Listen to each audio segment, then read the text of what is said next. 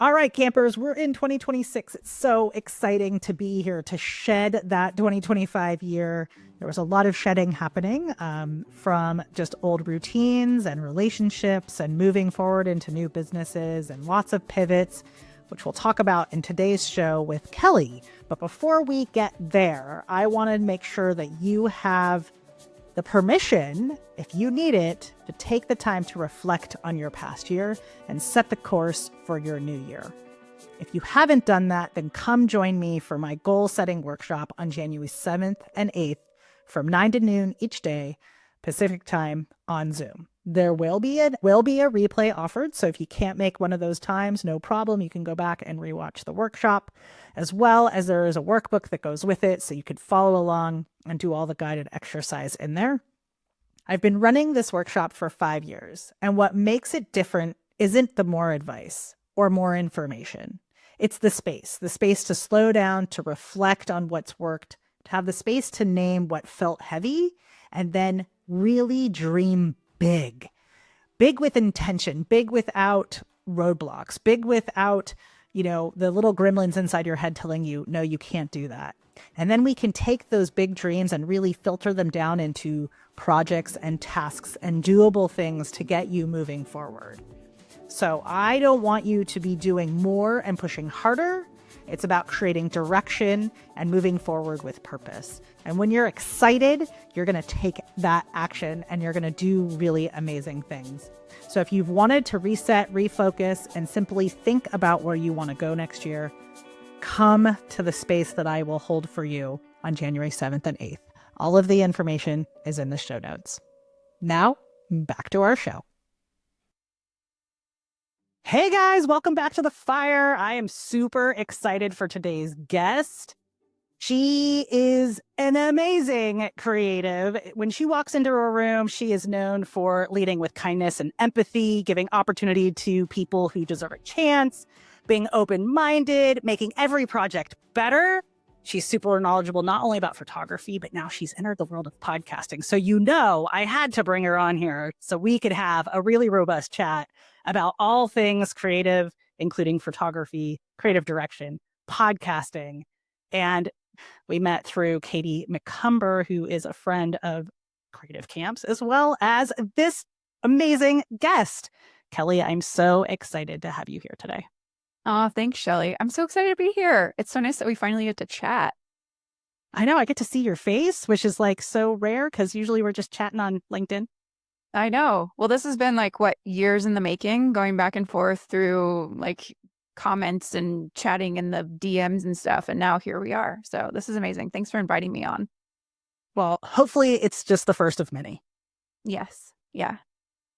Well, as I mentioned at the top here, that you are an incredible collaborator. And it is something that I see over and over and over again, both in testimonials that I see on your website, but also just when people comment on your feed, just how kind you are to them, how they've always enjoyed working with you.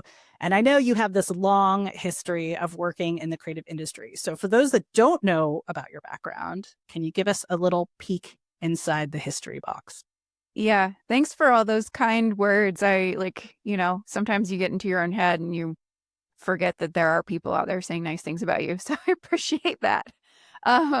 Yeah, I moved to LA in 2011 and I actually had a previous career path as a technical writer and I hated it. My brain was melting. I was working in IT departments. And yeah, exactly. I know it doesn't make any sense. It's we were just talking about your pivot. I'm yeah, it's weird. We can have all these different chapters in our lives and it's fine. You can just keep moving forward. But I started off wanting to be a full-time photographer when I moved here. And I was working for almost no money. I was going to film sets and, somebody would pay me gas money if I was lucky. It was a little easier to make it in Los Angeles on less money than it is now. So I was able to sustain that for a little while because I came with some savings. But I fast forward, I ended up getting a foot in the door at the NFL Network. And I was a photo editor there for a while. I had a friend who worked there. And he was like, come on in and get an interview. And so that kind of propelled me to a place where people were taking me a little bit more seriously because I had a big name on my resume finally. And in that time that I was working there, I ended up connecting with someone who worked at Red Bull Media House. I went in for an interview and I didn't get the job the first time around. It was like it just works out the way that it's supposed to. Um, but I stayed in touch. So I got to say, relationships, the most important thing. If this is the biggest takeaway, is to keep those relationships and build your community and keep your connections. Because when the person who did get the job was leaving, my contact at Red Bull messaged me to say, hey, this person's leaving. Would you be interested in coming in and interviewing now? And I was like, absolutely, yes. And it ended up working out better the second time around. I got more money and I got a counterpart who was working the same job and we were like splitting duties. So I was across music and art and the things that because my husband's a musician, I'm like kind of peripheral in the music industry. I was shooting live music for a long time and I kind of got to like put my feet and my hands into that world within Red Bull. And I stayed there for 7 years. I ended up moving into it was like a content management role initially, and then it shifted more into like photography focused because they realized that she actually has a background in photography and she knows how to shoot and she understands what she's talking about. She's not just an upload monkey, which is what they would call the content managers. Yeah, that's what it feels like, just like pressing keys or something. And metadata became the bane of my existence. We're having to do each photo just manually. That part was really fun. But yeah, I ended up staying there until April 2024. And as you mentioned, I was a really big advocate for the freelancers who I was working with and trying to get as many people jobs as I could and really just mentoring as many photographers because I've been in that position before where I'm trying to get work and you just need somebody to give you a little bit of a chance and give you a moment of their time sometimes. I think I spread myself a little bit thin at certain points. So you have to kind of like manage your own energy in those situations, but it did fill me up to be able to give people work. So I left April 2024 and decided to use what I learned through all of my like 10, 12 years of experience to try to launch my own thing. And turns out that a lot of companies don't care about photo processes that much. They're like, it's fine. We have an iPhone and we can take our own photos, or we already have a photographer who we work with. And the thing with Red Bull is that it's like really high volume. So I had my mindset because I was working across all of the US photos that were coming in for Red Bull Media House. So I had my mindset on this format that's based around Red Bull and all of their experiential marketing, because that's the type of photos that we were covering was a lot more like event photos. And then there would be some like artist portraits or like some new gamers would come in or something and they needed portraits. So there was some of that, but it was mostly like we have 30 events a month kind of thing. And we're covering all of those across all the different regions. Yeah, it is a lot. And we would hire photographers per like city and per event and everything. And so I loved being across that. But I got to a point where I was like, there's not really going to be much change in my job and in my life if I just keep doing this. I kept advocating for myself to make more money. I knew I was being underpaid and I was advocating for myself. And, you see the numbers with any big corporation where you're like, oh, you're making $6 billion a year and you can't give me an extra 15 to 20K to like change my life. So that was a big thing. I kept trying to get to that place where I felt like I was being valued. And I was talking about it every single meeting I had with my manager for like 2 years. And it was just not quite getting there. And so I decided that I needed to switch gears and try to advocate for myself. And leaving did not turn out the way that I was expecting. I thought that because of the amount of LinkedIn followers I have and the community that I have there and the idea that I came up with that I felt was brilliant based on the industry that we're in, I thought that all those things would kind of fall into place. But It didn't. It didn't look any like there was no semblance of anything that I thought was going to happen that turned out in the way that I had hoped. But I think that everything kind of works itself out in the way that it's meant to. And even when we're in the middle of staring down the unknown in a way that we never have before, it's you have to take a breath and be like, I know that there's going to be something better on the other side of this for me than I ever could have expected, because I'm taking this chance and I'm taking this leap of faith. And um, the time that I've had, the freedom of time that I've had, allowed me to drive across the country. I'm from Virginia originally, live in LA now. That time allowed me to drive across the country with my husband and dog to go back home to Charlottesville for a little while, where I started the podcast that I am super passionate about, that I'm working on with my friend. And it's been something that's lit me up completely in ways that nothing else has, like creatively or career-wise, in the last, I don't know how long. So probably since I first got to LA and was like really sinking my teeth into everything. And so yeah, that's the long and the short of it, like getting us to December 9th, 2025. I mean, it's an incredible like journey. And just to kind of pull apart a few things that I'm sure people are like really curious before we dive into Hey Y'all. Mm-hmm. When you are at Red Bull, or even what you know of the industry, you said like you had this huge roster of photographers that you would pull from across the country to do things. Like, what were you looking for from a photographer standpoint? Like, were people reaching out to you, or were you finding them? And then when the stars aligned, what were you looking for? People were reaching out to me all the time. And it was really hard because I care about people, and I'm such an empath, and I am also a people pleaser, like something that I've been trying to let go of for a long time. So I would feel this urge to be like, I have to write them back and make sure they know. Because again, being on the receiving end of never hearing back from people, you're like, I'm going to combat that. I'm going to be the change and respond to people. But it burned me out after a while. So yeah, I was getting a lot of messages. A lot of the people who follow me on LinkedIn are photographers, and that's kind of shifting over the last like year or so. I'm getting different people who are asking for connection requests because I've changed my messaging on there. But you asked me what I look for. I was always looking for of course, talent and alignment. Like, can you shoot what the brand is looking for? But the personality component is so important.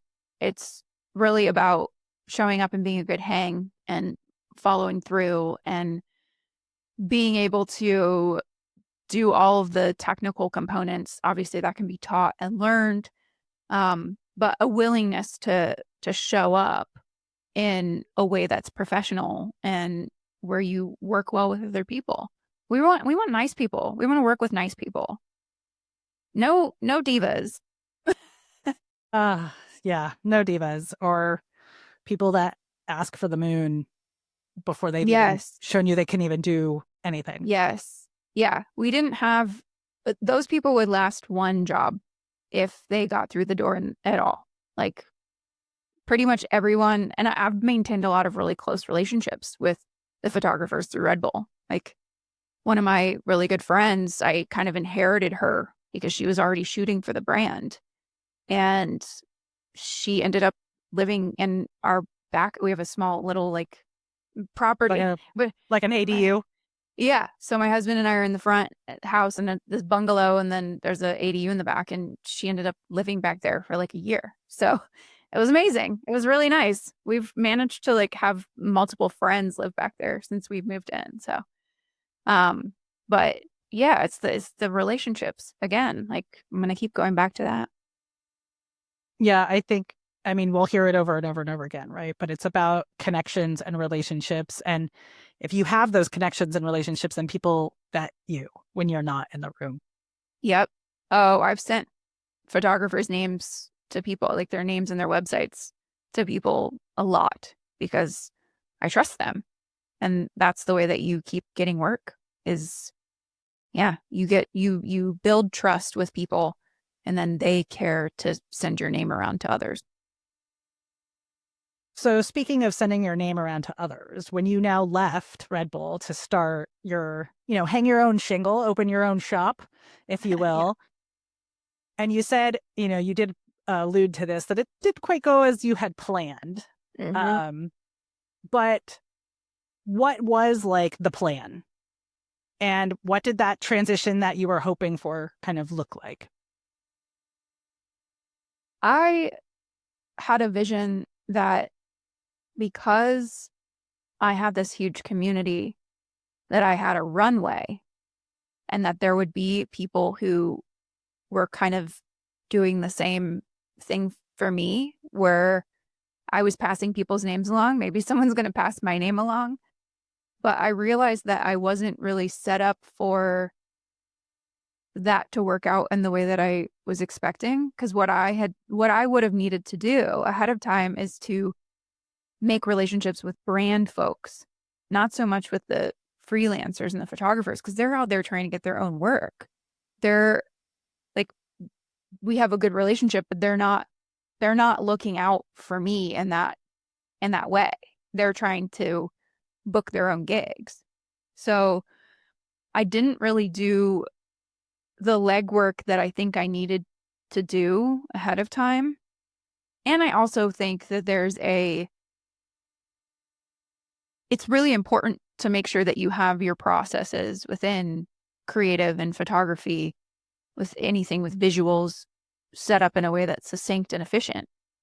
But I think if you're not in our industry, people don't understand how important that is and how much cost saving that actually creates, because it's crazy how many times people will have to do reshoots, right? And they don't seem to learn from it. It's like, if you brought in somebody who knew what they were talking about from the start, like a middle person or a liaison, then this never would have happened in the first place. But people are going to constantly keep learning things the hard way, I think. So I mean, I think it's definitely that, you don't know what you don't know. right. Exactly. Um, Yeah. But yeah. I think from the now, I'm on the side of trying to find sponsors, or like, how do I make it easier for myself to build out these clips for social media? I'm on the side of, I need to put whatever money I have behind the things that are going to help me grow in very tangible ways. So if a business is only working with a small amount of spend for marketing or ads or whatever, they're going to be really particular with where they're putting that money. So I think the big thing I learned is, I was trying to insert myself into an existing process that is already like working okay enough for a lot of brands, and they're not interested in spending the money on another person to make the process easier in the way that I consider it to be easier, you know? Like, it's Yeah. it's They're not it's necessarily looking for efficiency. yeah. Yes, they're looking for the end result, and that's a hard thing to sell, is that piece that I was trying to sell. And I'm like, I've beat myself up over it.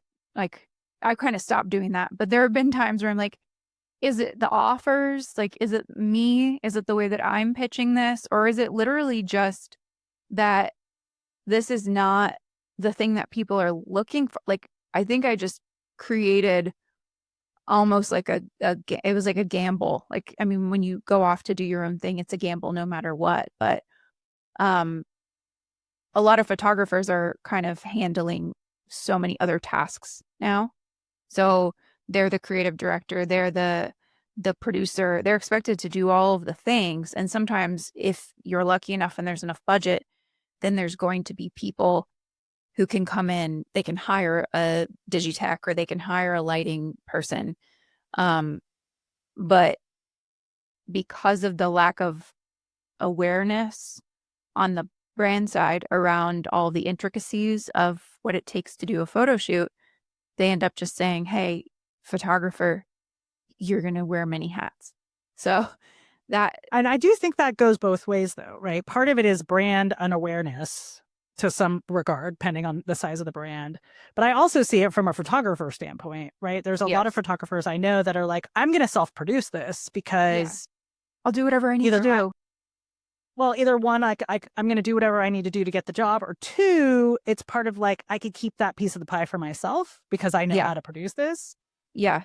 That But also makes then sense. at the same time, like I just went through, I'm a business manager for a photographer, and like we just went through this shoot, and I said to her, like, you really should bring on a producer here, at least a Mhm. high level like production coordinator, just to help you with logistics. There's a lot of moving parts. You're in 3 different locations. There's casting to be done. There's all kinds of little like things to be done, and you're also going to be gone the entire week up until shoot day. Oh, no. And Yeah. You need a and producer. they were like, "Yeah, it's gonna be fine. Like, I've got time now. Like, I could do these things. I could set this stuff up." And in the grand scheme of things, when we had that discussion, all of that was true, right? Mhm. But we all know, being in the industry as long as you have, stuff is going to come up in that week leading up to the shoot. That's like, the prop stylist needs some further direction, or somebody needs to get paid, or there's going to be multiple conversations between the production house and the client and the photographer, and the photographer's, also shooting in a remote location, like trying to deliver images. And so it was just like at the end of the shoot, like she just wrapped up, she just delivered the gallery for final picks and stuff. And I just said to her, like, okay, so like, let's rehash, like, what is this going to look like when they ask you to come back and shoot their next campaign next month? Mhm. What needs to change? Because you saw how things went this time. She's like, oh man, I need a producer. I was like, I told you. Yeah. I was like, okay, Yeah. great. I'm so glad we're on the same page now.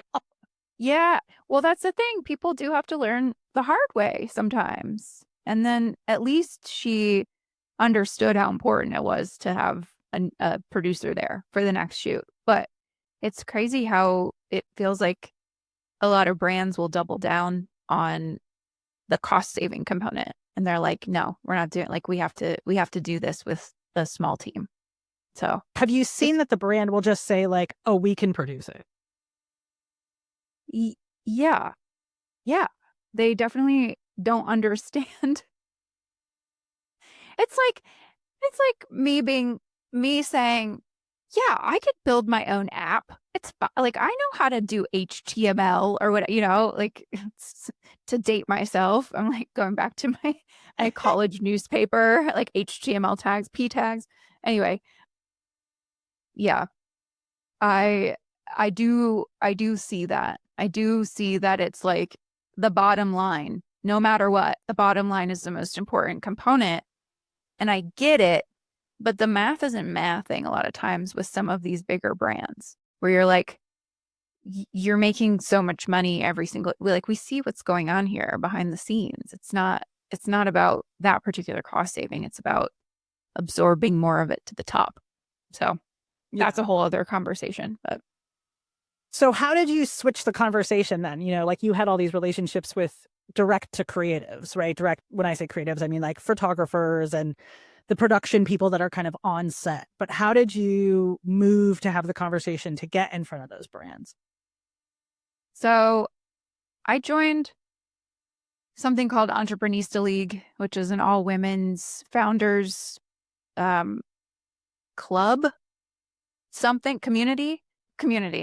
Um, and I met a very new founder through that. And so I helped her produce her first shoot just remotely. She's in San Francisco and then I'm here in LA. And so I helped her find a photographer and we found a location and we went through all of that together. Um, and then I started just doing outreach on LinkedIn and connecting with different brands through LinkedIn. But yeah, I think I just realized like I'm kind of in over my head here because I spent all this time trying to help these freelancers and um I think that's why I ended up kind of pivoting because I just got kind of exhausted with having as many intro calls as I did and feeling like those didn't really go anywhere. And then it made me second guess myself and it kind of worked on my confidence a little bit too. So I was like, maybe I'm just not Like, I know that I'm good at the thing that I do, and I have this like really vast skill set, but like, am I just not selling this correctly? Or, you try to build relationships with people through LinkedIn and you're like, okay, I'm going to start off with just like a friendly conversation, like a friendly back and forth, which is real, and it actually is genuine. But in the back of your mind, you're thinking, I really want to work with this person, but you can't start off by being like, hey, I want to work with you. I love your brand. Like, you have to finesse it a little bit. And so I would finesse things a little bit and then get to a point where I'm like, okay, I need to turn this into I have a desire to work with you conversation. And then you just don't really hear back after that. And it's like, how do you build trust relationships with people if you can't even keep the conversation going after a certain point? It's an excellent question. I think it's hard because like some people just want to be friends. Yeah. I put that in little bunny ears for those that are just listening and not watching. Yeah. They just want to be friends, or they just want to like I don't know, like meet you where you're at, when they have the Mm. conversations on LinkedIn. And some people will just kind of chime in, and then you're like, oh, that person, like, they had a similar experience, and that empath in you is like, oh, I could have a really genuine conversation with them. Yes. And so you seek to have the genuine conversation instead of it being like, hey, I really love your brand. I love that you're, a female founder. You have your B Corp, you're, a sustainable brand. I know you're a big kombucha fan. So, maybe it's like, the new drink is out. Yep. And I you're love just like, kombucha. this is my world, right? Like, I want to help you. This is going to be amazing. I got a whole bunch of ideas and people that can shoot for it. So I wonder if you A/B split tested it instead of doing like the empath, get to know you, let's be friends, turn it into a business conversation. What if you just went straight for the jugular and be like, LinkedIn is all about Mm. business. Let's talk business. Yep. Yeah. Which I don't want to call it a character flaw. I'm like, I like me. I'm happy with who I am as a human being. But like, when it comes to business, it's something where I feel like I haven't really followed the rules in the way that you're told to, because the rules feel really masculine in a lot of ways to me. And I've had a lot of trouble with that. I'm like, maybe you're right. Maybe you're onto something. Maybe I need to just, like you said, go for the jugular. Just go straight into it. I mean, I do think there's this one thing that Katie and I taught this. It's called niche down, level up, right? But the whole idea is that, Yeah. what are you excited about? What are like, for those that haven't listened to your amazing podcast, The Naked Room, in this latest episode, you talk all about this vitamin company, right? That you guys Hmm. have a sponsor with. But the ad doesn't feel like an ad because Good. you both genuinely love the brand, use the brand, are engaged with the brand, talk about why, how you found it, if it was on a shelf, what the packaging looks like. And I would say, Kelly, what if you had to sit down and be like, here's the top 5 brands that and it could just be industry, like we just said, kombucha could be one of those things, right? Yeah. You have a dog, maybe there's a dog company out there that you're like, oh yeah, I like really love how they're doing this, their food or their whatever it might be, could be dog training. Yeah. But you're like, here's 5 industries that I'm really interested in that are genuine to me. Like, I love this. I am a huge component of that. I would give money. I'd give my left arm. I'd volunteer hours, whatever. And then maybe just start there, because then the conversation is really genuine. It is coming from that empath that you are, where you're like, I truly do love this. I live it. I breathe it. I use it. I would be involved with it. I want to help you create better creative. Yeah. Yeah. My co-host and I actually have a list going of brands that we love and we use already. And um so I have some relationships with more up and coming brands, and I've been reconnecting with them just to be like, hey, do you want to do some kind of cross promotion or something? Um, like Freebird, I don't know if you've seen that one come up a lot. The canned water brand, they've only been around for like a year, but they're just growing like crazy. Freebird, yeah, like the Leonard Skinner I song. I But can only think of the burritos from Santa Barbara. But that's fine. I'm going to have to go investigate that one because I haven't heard of Freebird from Santa Barbara. Yeah, Freebird burritos in Isla Vista. Go check it out. I will trade you your Freebird for my Freebird. We each have our own Freebirds that we're coming with.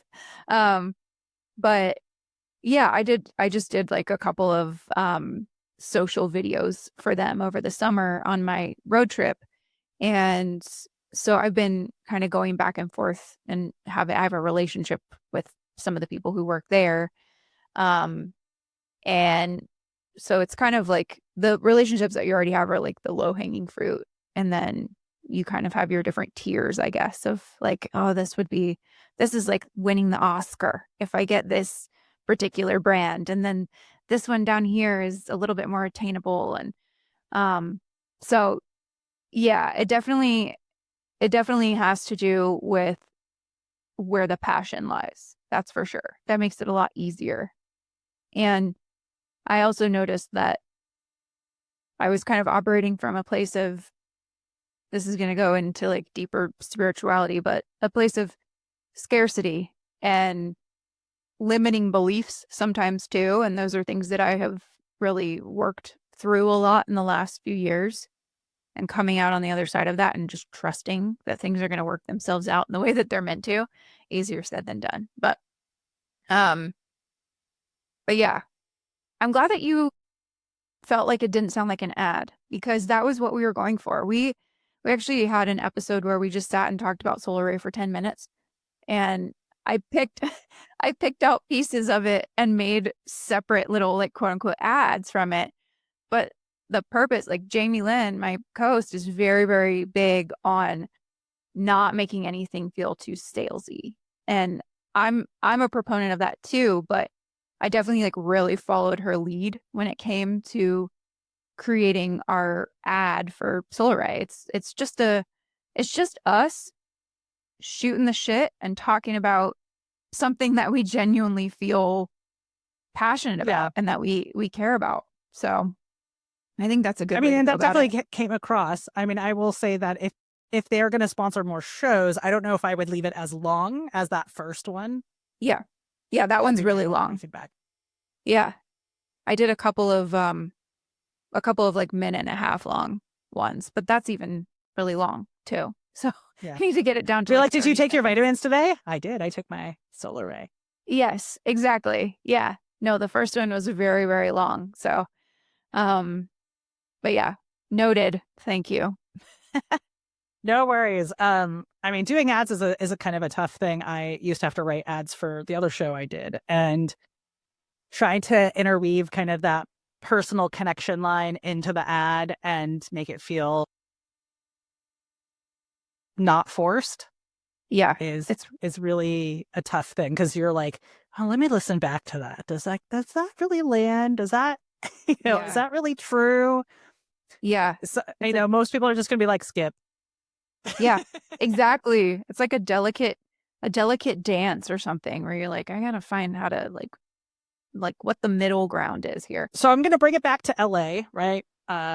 Just because I'm from LA, love LA. I still love LA. LA actually goes this way, right? So you've been there for, what'd you say, 15 years, right? Just like that? Yeah, 14 in November. So how do you think the city has shaped kind of your creative brain? I like this question a lot, because when I first got to LA, I was in my late 20s and I was filled with anticipation.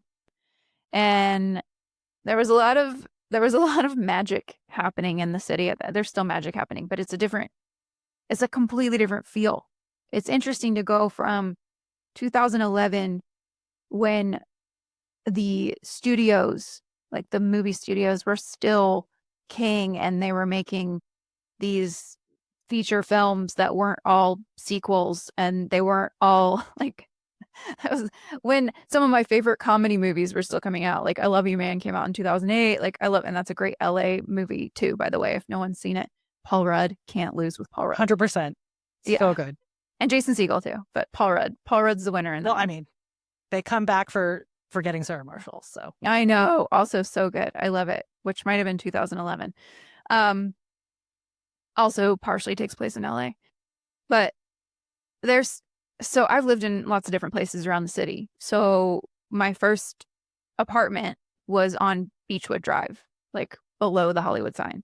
So that felt like magic. I was making like no money at that time. I was living off of savings, and I was dating somebody, fortunately, who was working and like paying for our rent.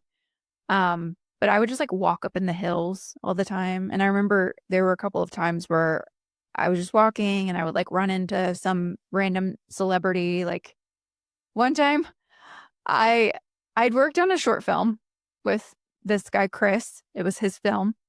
I had done like behind the scenes stills or something. And I'm walking and I run into him and we're having a conversation. And I'm like, I can feel like something's going to shift. I can feel it. I don't remember exactly what the whole conversation was, but that was the sentiment. And all of a sudden I hear this voice coming from up the hill. I was like, I could feel it all the way down the hill. It's definitely going to happen. He's like walking right next to us at this point. And I'm like, oh, I recognize that voice. It's David Strathairn, who's a Oscar-winning actor, just walking by with his cute-ass dog. And I'm like, David Strathairn believes that it's going to happen. So it's going to happen. Whatever it is, I don't know. But it just felt like there was a little, like, traditional fame was still such a thing back then when I moved to LA. People not getting famous just through like a viral video, like that stuff wasn't happening in the same way. People were still like getting quote unquote discovered at the gas station. That was kind of the end of that era. And then obviously the pandemic hit, 8 years later or whatever it was. And it was, that shifted everything, honestly. Like, first and foremost, the music industry started shifting at the beginning. And that's usually the telltale sign about what's going to happen for every other industry. My husband's a bass player. He's been playing music for a very long time. But when music shifted to streaming, now we've seen through the process of that happening. And then now film and TV shifted to streaming. Like whatever's happening in the music industry usually is what happens everywhere else. I don't know why it's worked out that way, but now that I have the awareness of what to expect via the music industry, I'm like, okay, where are we going? Where are we going with the rest of it? And I don't know that I love a lot of the changes that have happened. There is a little bit of a heaviness, I think, post-pandemic and like with the onset of generative AI. I think it's cool when people can kind of marry different mediums together, but there's a lot of replacement going on with creative. And hearing that there's AI music, it's like these are people's livelihoods. And this is a big reason why I decided to start creating more content around real, relatable, honest, authentic conversations, because I think it's important for us to keep the human in everything that we do. But yeah, to round it out, I still love LA. Like I do. I'm always going to love LA. It has a big place in my heart, but it feels the film industry kind of shifting and almost kind of tanking in a way and not really doing as much. Ask you what you think about the latest and greatest deal between Netflix and WWE. Oh. Yeah. I feel like there's always something else going on under the surface that a lot of us don't know about with those things. So I always kind of sit back and I'm like, okay, you're not going to outsmart me. I'm going to figure out what's happening underneath the cover here. I'm going to investigate more.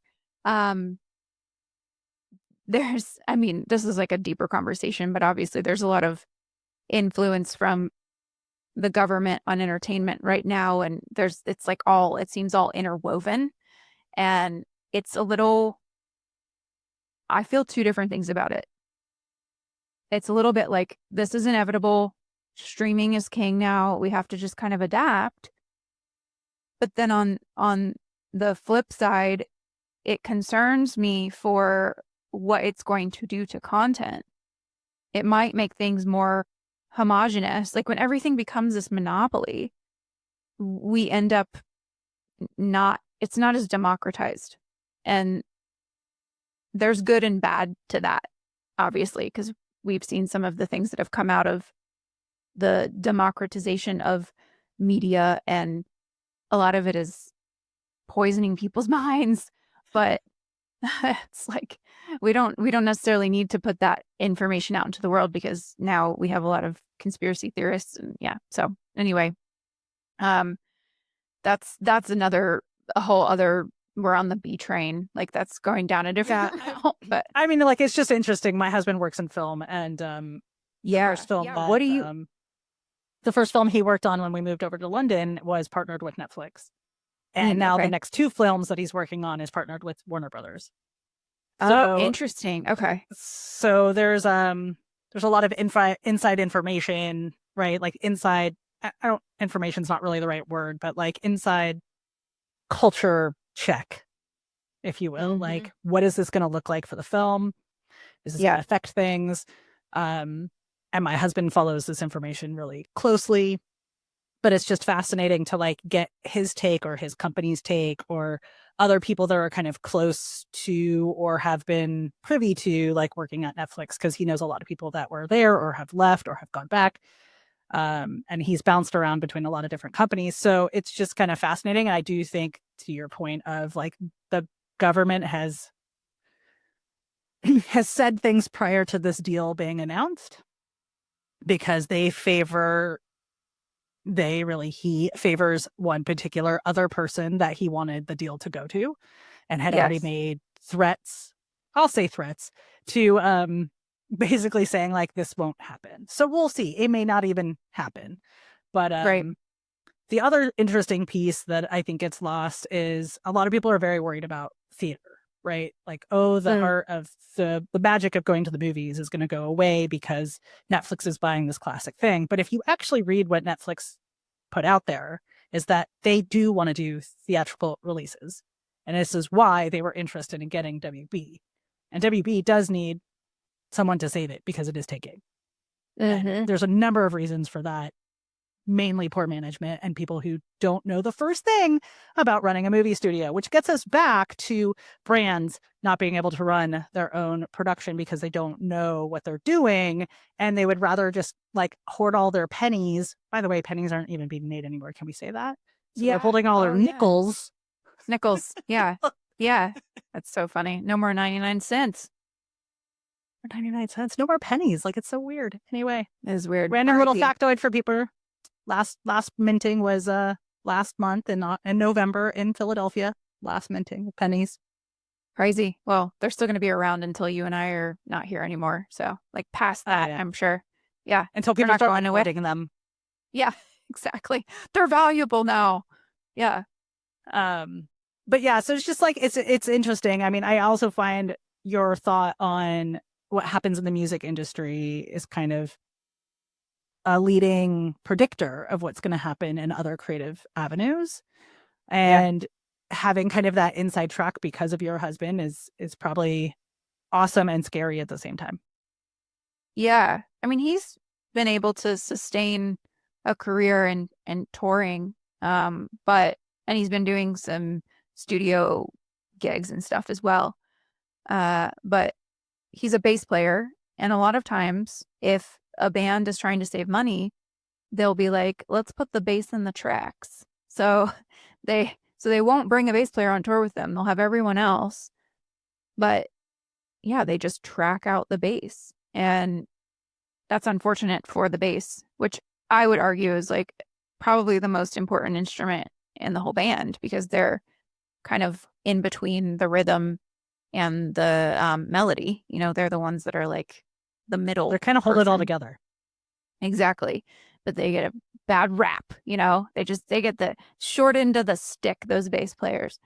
But yeah, we have these conversations all the time. It's like when business became so important and people realized that they could make money off of the music industry, then that became more important than the art of music. Like yeah, it's like if I had a nickel, not a penny, if I had a nickel for every time this example comes up, it's like, yeah, I don't know if you are a true creative, you also have to be a business person, but it's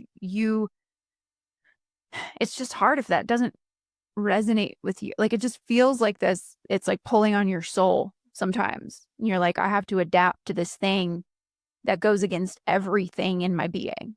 And I feel like that presents its own set of challenges too, like just in the world that we're living in now. And that's probably what feels like there's such a big disconnect.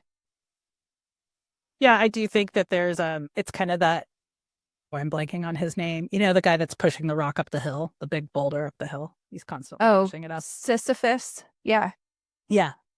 And it kind of feels like we're in that stage right now, right? Where you're never going to get that rock to the landing that it needs to be on so that you can rest for a minute. Right. So there's a little bit of that. It feels very exhausting. It really does. It's just even if you have a full-time job, you have to have a side hustle. And even if you have a full-time job, it's not safe anymore. Like there's just nothing that feels, it feels like it's hard to get your footing. And that was one thing that I was going to say also earlier with leaving my full-time job. It literally has felt like the ground has been changing underneath, like, and not a lot of the writing felt like it was on the wall already when I was leaving. And so it's been interesting to kind of experience this like seismic shift, and everything's changing so fast. It's like, how do you, there's nothing to grasp onto. Yeah. Well, and then you left before the LA fires, right? So now you have left your job and you went through that massive, which people are still reeling from. I don't want to minimize it because it is still a massive issue in LA. On top of all of the other stacked bricks, right? So you know, we have government turmoil that's come for all kinds of things, right? Like the biggest discussion that I see happening in most of the creative groups, but image maker groups that I'm in San Francisco and LA, is the big conversations around healthcare. And how much people's healthcare is going up like 300%. One person said 1,100%. I almost fell off my chair when I read that. That's insane. So it makes you think as a freelancer, right? You're now in the freelance world. You don't have that corporate umbrella to like help get your healthcare costs down. It's like, you know, these, to your point of like having the job or having the hustle or having the side hustle with the side hustle with the side hustle, how do you adjust to changing costs, like rapidly changing costs? Yep.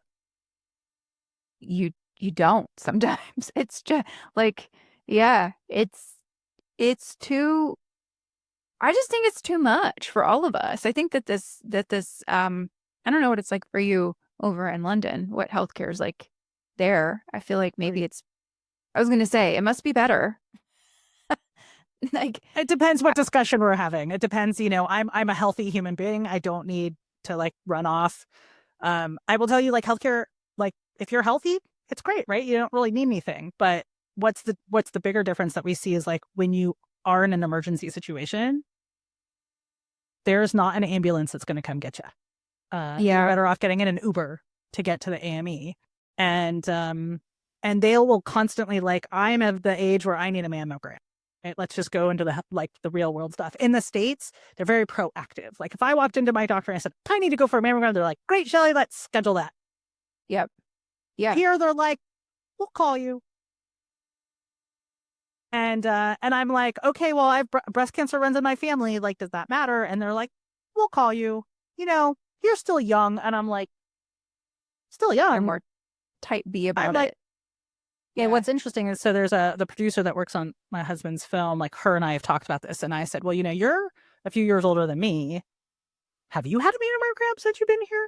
And she's like, nope. They keep telling me she's almost 55 and she's still hasn't had one. So she went out of pocket to go get one. And so like, they're very much like, we'll address, like, they don't look at it as we'll address, they don't want to be proactive about it, I guess is my point. Yeah. They want to be reactive about it. And in the States, you can still be proactive about your health. Like, if you're like, man, I don't feel good about this and like things aren't getting better and blah, blah, blah. Like they'll run every test under the sun. Now may have to pay out of pocket for it. Right. But they will try to help you figure out like what the heck is going on. You can go to specialists, you can go, whatever. But here it's kind of like, okay, well, this is what like most people just are on NHS, which is National Health Care. We do have a private health insurance through my husband's work that we can we could see a private doctor kind of idea. It's kind of like going to a concierge doctor in the States. That would be the equivalent. Yeah. So it's a little different.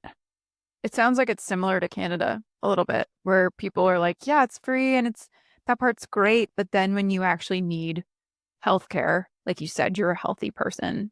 It's not good for someone who has like chronic pain or like has a lot of issues.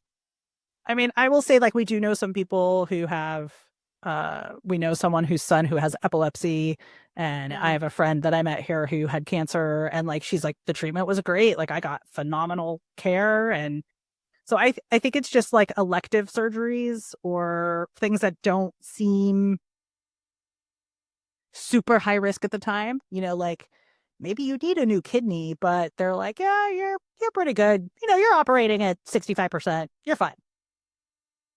Yeah. You're not on the bottom 50%. So yeah, it's good. You're good. Yeah.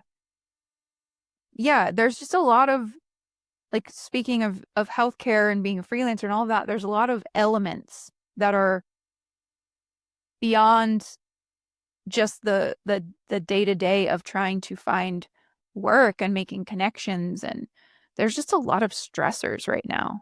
And there have been a lot of stressors throughout history, but it does feel heavier now than I can recall in my life.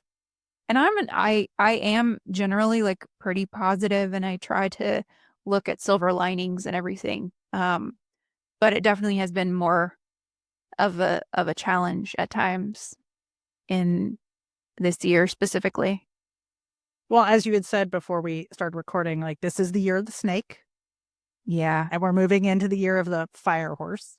Yeah. Snake shedding skin, fire horse.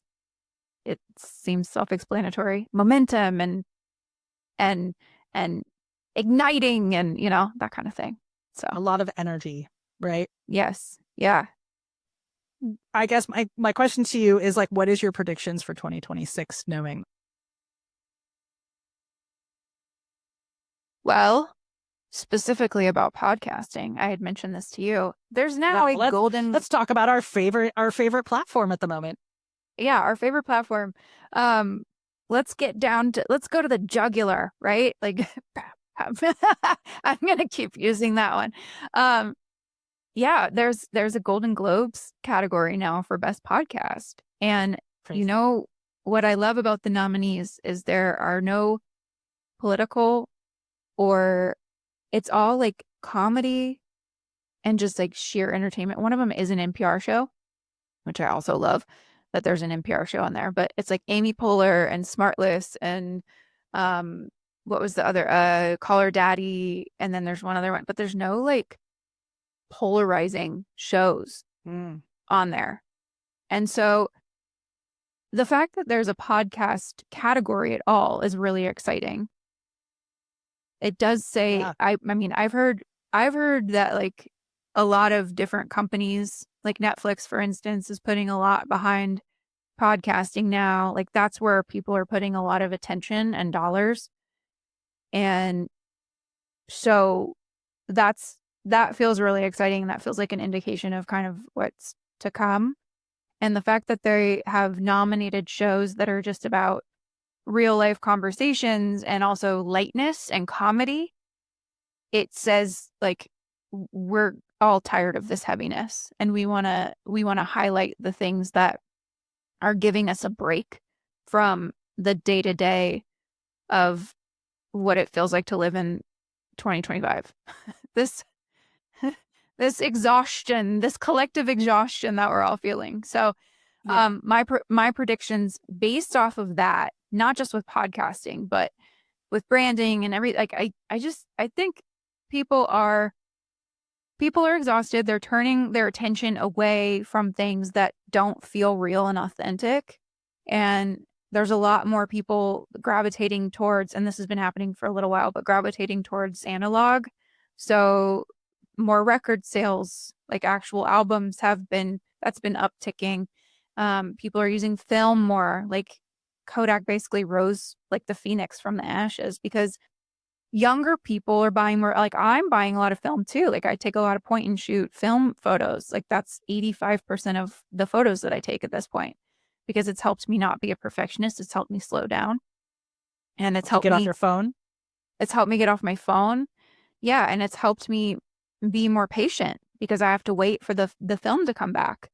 And it's exciting when you get the weed transfer and you're like, oh my God, I get to see what came out or not. And that's the other part. You're like, I have to practice non-attachment here. It makes me very Buddhist taking film photos.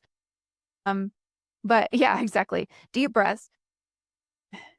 Yeah. So there's a combination of what I hope to see, but also what I do think people like any conversations that I've had, people are really craving community. They're craving connection. They want to be in person. They want to feel like they're not being sold to. Like that's another thing. It's like, I wonder what's going to happen with these. I don't think the mega influencers are going away, like the celebrity influencers, but I think what I'm hoping is that there's going to be more impactful ads and marketing with quote unquote real people, like leaning into the connection with other humans that don't feel so out of touch and out of reach and that feel relatable. So I'm just putting that out into the ether because that's what I want to see more of. I will say one of the things that I notice a big difference in just on that advertising note is in the UK, there's way more ad space and time for charities.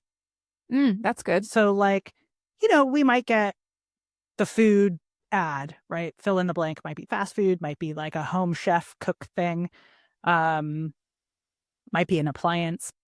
But then there'll be like 2 or 3 ads that are for charity. So it might be like save the children or save the donkeys or save the cats or whatever, or, UNICEF or Red Cross. Or there's a lot of like this time of year, there's a lot of stuff around the homeless campaign here in the UK. Like feed the homeless and shelter the homeless. And that is one thing that I don't see in the US. So when I go back, it's like car ads, booze, pharmaceuticals. Yes. Yeah. And there is none of this kind of, there's no break in those ads for like this human element. And the other thing that's interesting here is there's a lot of ads for funerals and like end of life in general. So there's like the perfect cremation, or it'll be like for a law thing that's all about like, do you have your living trust up to date? And I'm like, they talk about death a lot here. You never hear that in the States. Well, you just talked to Zach Ansel not that long ago with his podcast, When We Die Talks. Yeah. Yeah. He also photo industry and pivoted into doing he wanted to have real conversations about the topic that most people don't want to talk about. But, he just decided to do it year in. But maybe he needs to go to the UK. They're talking about death more there. I mean, I think it's like interesting, right? That was a fear of his, was this like death thing and his like kind of midlife pivot. And it's interesting because I know death doulas. And so we got talking all about death doulas and people that help like people transition to the other side and work with folks. And I just said, there's a lot on the, if you are in a caring space, you could move into like the hospice space and things like that, or become a nurse. So it'll be interesting to see what he ends up moving into. I know. I'm curious too. But I find like the consumerism is out of control. If you follow my stories, you might have seen some of the Christmas ornaments I posted in my stories that I'm like, why were these ever made? Who is buying a boob tape ornament? Who is buying Santa Claus and a bubble bath, like drinking beer? Who is buying? And there's another one. There's Santa laying on his side eating sushi. I'm like, who Oh needs God. this? Well, there was a People. self-tanner ornament. There was a little mitt with a little self-tanner stick. Oh my God. There are people buying that though. That's the problem. It just keeps coming. And you're like, it just doesn't, yeah. Who It's buys this? there's so much like emptiness, I think, within like people need to do more meditating and like go inward or something, because that's the thing. That's like a self-soothing thing is just I'm gonna go and buy a bunch of stuff and it's gonna make me feel better because it's this endorphin rush for a moment. And I think if we all like kind of started healing ourselves inwardly, then maybe we wouldn't feel the need to go and buy so much. But yeah, it's Yeah, I don't know. There was interesting times. Speaking of podcasts, on Mel Robbins' podcast, speaking of consumerism, she talked about her daughter who would find stuff like on TikTok or Instagram being sold to her. And so she started opening up a notes app and then saying, like, if I wanted that thing, I'll put it in my notes app. And if in 7 days I still want the thing, then I'll go buy the thing. That's smart. Yeah. So it's not the instant gratification of like shop, buy, shop, buy, shop, buy. Right. Yeah. Yeah, I know. I hope that something shifts here because it's a lot. And a lot of people don't even realize how much it's impacting them. And I think that that's kind of the other issue too, is not being able to, not having the tools or just not realizing that you need to like stop and take a beat and understand what's driving that thing that you're feeling to go and purchase things or, you know, self-soothe with something else. So yeah, I hope you're on to something here with the slowing down, right? The film cameras, me too. the music albums, I don't know, maybe get rid of your TV remote. You have to get up and actually like change the channel. I don't even know how to do that at this point. Yes. Oh, of course. Yeah. You the dial. You'd have to the switch. dial. Yeah. Yeah. Or the rabbit. we had a cable box that we used to have to like punch the number at the top. Yeah. And then you're stuck. Day. You're like, I don't feel like getting up. I'm gonna just watch this home shopping network thing now. I'm stuck. This is my life now. Well, on that note, let's end on where is the naked room going? What can we expect? Even in the near future here, and is it always going to stay off the cuff? That's interesting because the off the cuff part, I'm like, that's kind of what we've started with, but I don't know. I like the idea of maybe having guests at some point, but I also realize that our chemistry is kind of the whole point. The back and forth that we're having. A lot of laughter. Yeah, there's a lot of laughter. The humor part is definitely fun. I mean, I have big visions for where it could go. We're just going to keep doing it and see what happens and keep experimenting and trying different things. I've been trying to build up our YouTube channel, and it's like they talk about the overnight sensation is 15 years or whatever. I'm like, I have to be patient. This is teaching me patience. I'm not very patient. So, but yeah, just to the moon, I guess, wherever, no ceiling for us. Well, I love that you guys ask each other questions that you don't know what the question is. So I hope you continue to do that. Okay, good. That's good feedback. I think it's really, it makes the person think on their feet. And what is really interesting is what comes to mind first. So to give you a little thing, do you know the moth? Are you familiar with the moth? Yeah. Okay. Yeah. So the moth now has storyteller cards. Oh, okay. And I got this with a friend of mine in Atlanta, my friend Lauren, who's a co-host here, although she's still on vocal rest, so she hasn't been on the show for a bit. Okay. But what is cool about this is there's some really juicy like ideas in here.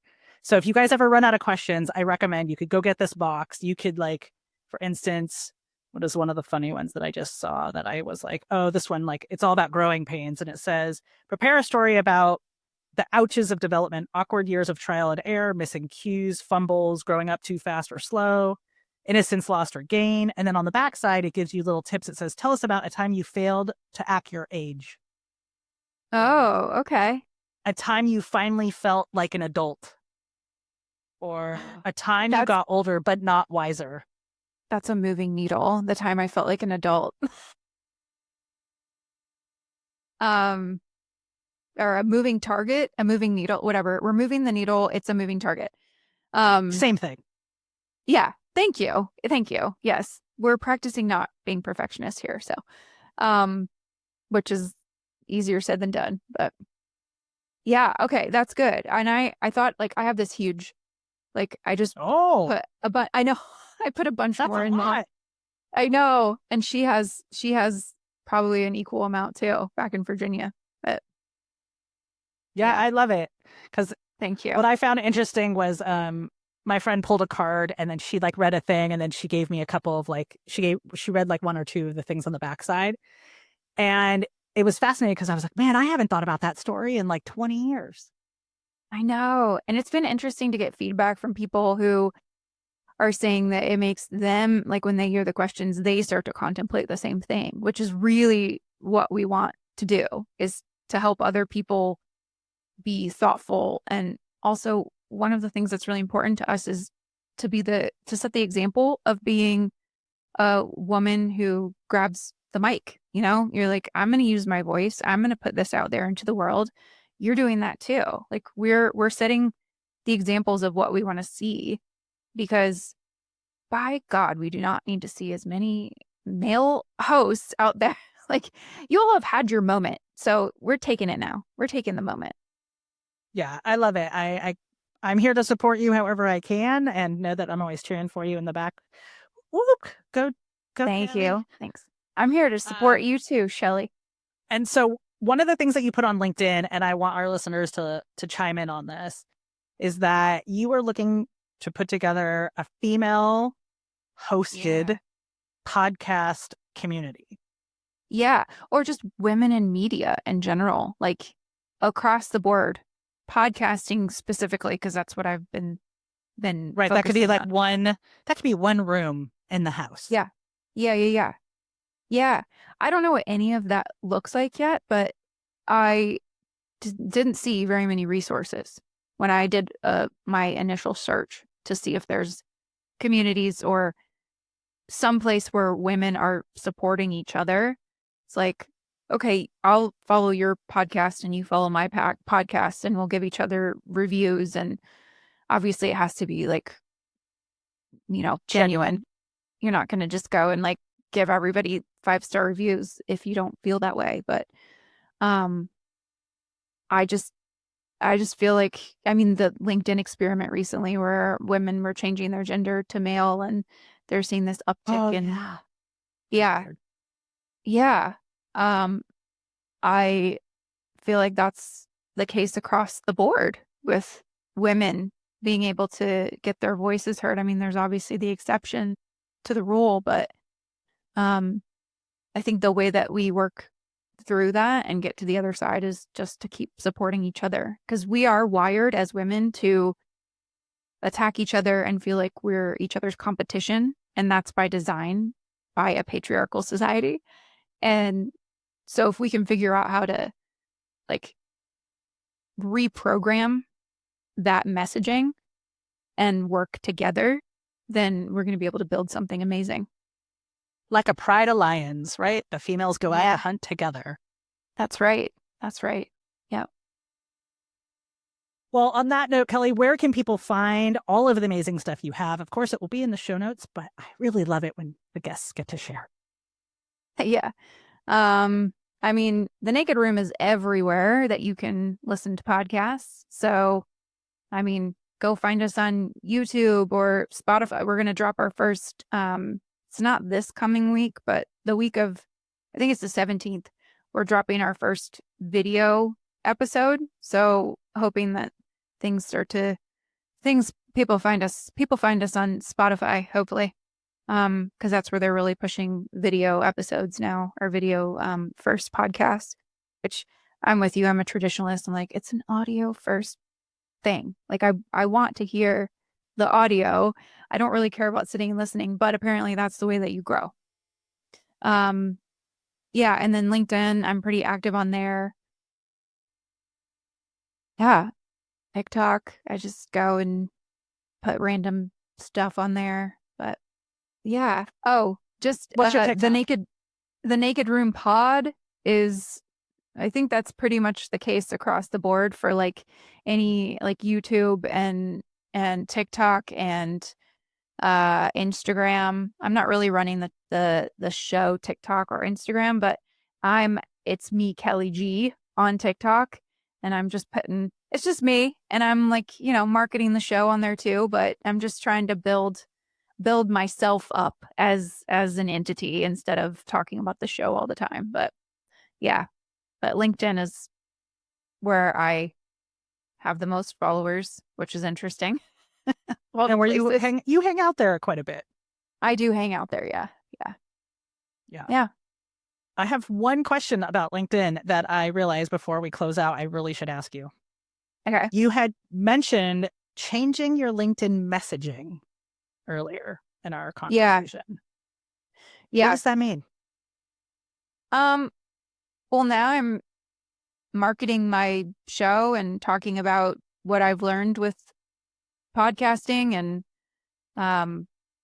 I was talking about photography a lot, and I still love photography, but I think there's this thing in my mind where we've been told so much that we have to specialize in something, and that is what I'm trying to do at this point, but it feels a little weird because I'm just at the beginning of this.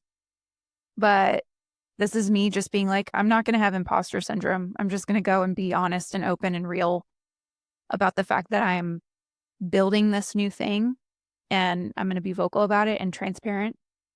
So I've kind of pivoted in that way where I'm talking about something else. So, because building in public is a new chapter. Yeah. Yeah. It is a thing. So I'm just leaning into it. Yeah. So that's I love it. Changed my message. Yeah. Thank you. So now I'm going to go back and look at all your posts, see when the change happened. It's been interesting the last year and a half or something. It's been kind of shifting because I've been in a transition. I've been trying to find myself like through my career, and just maybe not finding myself, but more just finding my new path. So, and I invite anybody who is feeling pulled to do it to just do it. It doesn't matter. You're never too old.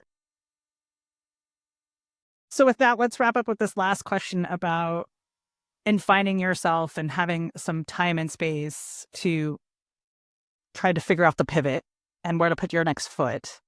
Has there been any podcasts or books or routines or rituals or meditations or drinks or, I don't know, walking routes that have helped in this period of time? I started listening to Amy Poehler's podcast recently, and I love hers because it's just basic, like good conversations and good questions, and I just love Amy Poehler. So that's been the biggest thing.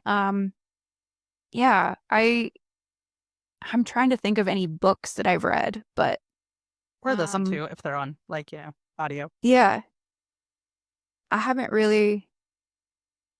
I don't know. I have to go to another call. I feel so bad right now. It's okay. We'll wrap up. Okay. I'm just looking at the time and I was like, oh shit, it's already 12. But I guess you'll cut that part out. Anyway. Yeah. But yeah, I've been listening to a lot of podcasts. I usually was a music person at the gym, but I've been listening to more podcasts so that I can get inspiration from how people are editing their podcasts and like how they're doing their ads and what all of it sounds like cohesively. And because I'm just learning as I go. So it's interesting to be able to hear what an established podcast sounds like from an editing perspective, because I'm doing it all myself. So, like all of the editing, and fortunately Riverside makes it pretty easy for us, but it's a whole thing. It's a new thing to learn. Well, I can't wait to have you back in like a few months and kind of check in and see how things are going, and we can geek out more about podcasting then. Yeah. Thanks so much, Shelly. It was nice to chat with you today. You too. Well, we're going to put the fire out for now, but we'll be back next week. Thanks so much, Kelly. This has been great. Thank you. I need to put the fire out for now, but the conversation doesn't have to end here. Come hang out with us on Instagram at creativecamp.pro. Drop your questions, share your thoughts, and tag us in your stories. The more people we gather around the fire, the better the conversation gets. If you'd like to support the show, you can buy us a coffee and sign up for our newsletter. Links are in the show notes below. We'll stoke the fire again real soon, but until then, keep creating, keep connecting, and I'll see you next time around the campfire.